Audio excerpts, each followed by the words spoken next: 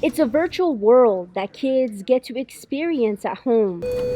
But here at KY Junior High, the gaming takes place in a classroom. I like playing games here in school. And kids like Brandon Solis don't find that distracting. It's not really a distraction as long as you get everything you need to get done. Anne Cuellar is one of the first girls to be in the Meadowhawks esports team. Let's see.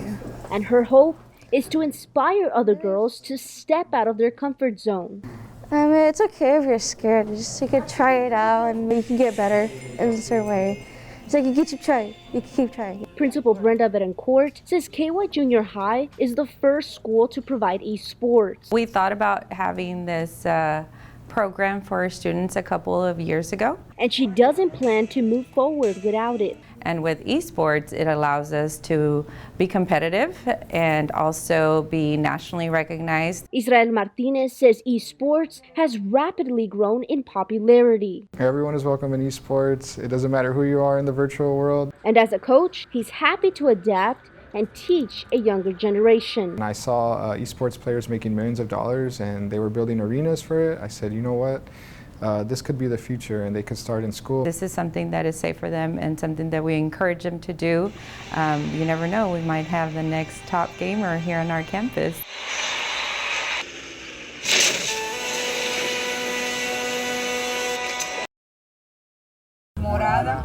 Amalia Gracia is a local farm vendor at the Brownsville Farmers Market.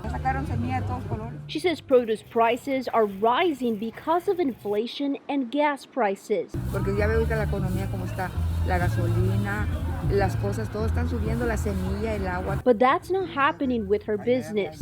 Todos sí compran y están bien con los precios, porque todo está caro, oiga, donde quiera está igual. A bag of nopalitos costs $2.55 at HEB and $2.48 at Walmart. But at Gracia's vendor stand, consumers will only pay $2, and that's all thanks to Mother Nature. No, yo no le pongo fertilizantes. Yo nomás agua y el sol y el aire, que es lo que llevan las matitas. No, nada de químicos. Todo por eso es natural. Gracia says her farming business has helped her save on groceries, but she's concerned what the future holds. El año pasado, antepasado, estaba todo muy bien y ya ven en 2 años cómo ha cambiado todo con las enfermedades, ahora con la guerra, todo está subiendo. No sabemos que para el año que entra cómo vaya a estar todo.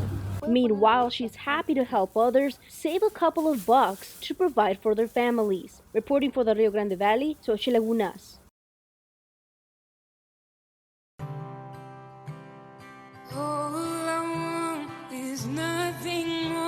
Around my teenage years, I started to see that the only thing I really wanted to do was play music. Jean Garcia is an RGV native who's taken his musical talent to one of the most competitive singing shows, The Voice. You don't really feel it. You just see it on TV and it's just like, wow, this is happening. And my dad is just in full support. His dad, Giancarlo Garcia, says music runs in the family, and during the pandemic, a studio was built at home. We built a studio at home. So he just started going to the studio and writing and singing and practicing.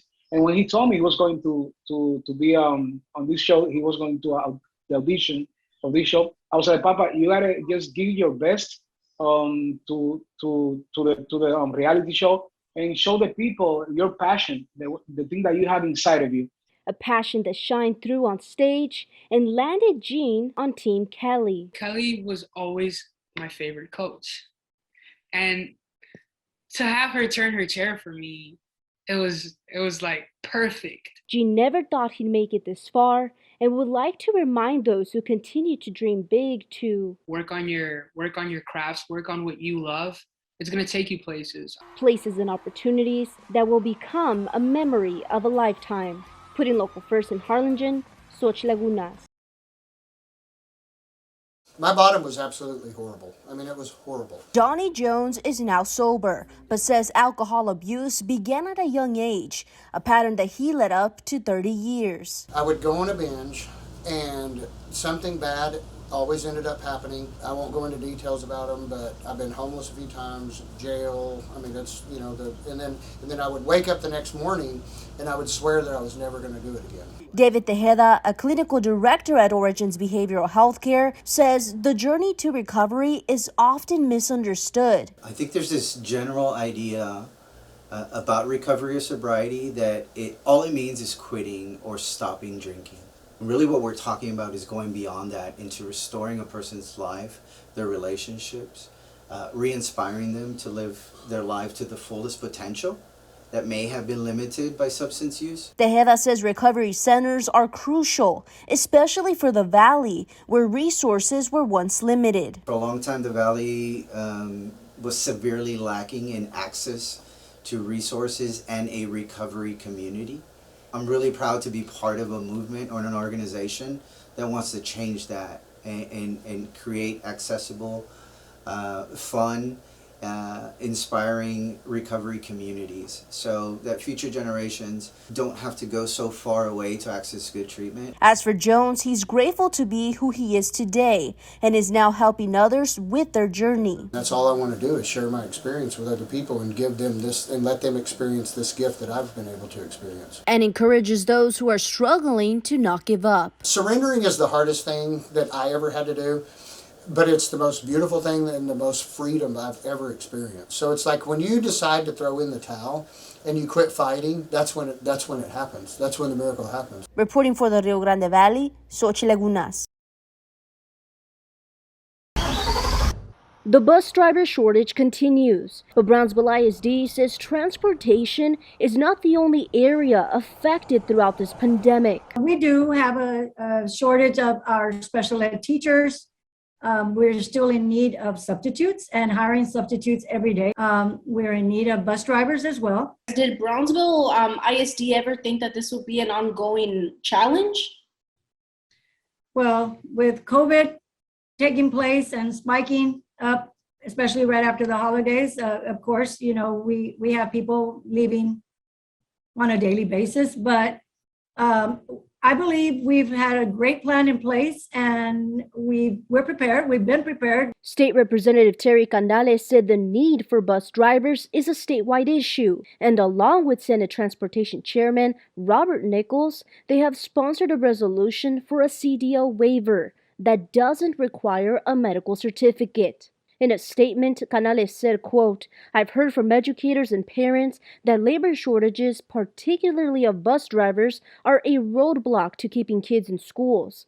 This announcement gives our local school districts the flexibility they need to help increase the pool of drivers, who are a key part of the school community, and get kids to school safely each day where students learn best," end quote. Rodriguez says Brownsville ISD has been working to hire bus drivers, but if a student continues to struggle with transportation, the best thing to do is call their school and ask the administrators, is there a bus route in my area? If not, let's see what we can do to get them to school. Reporting for the Rio Grande Valley, Xochilt Lagunas.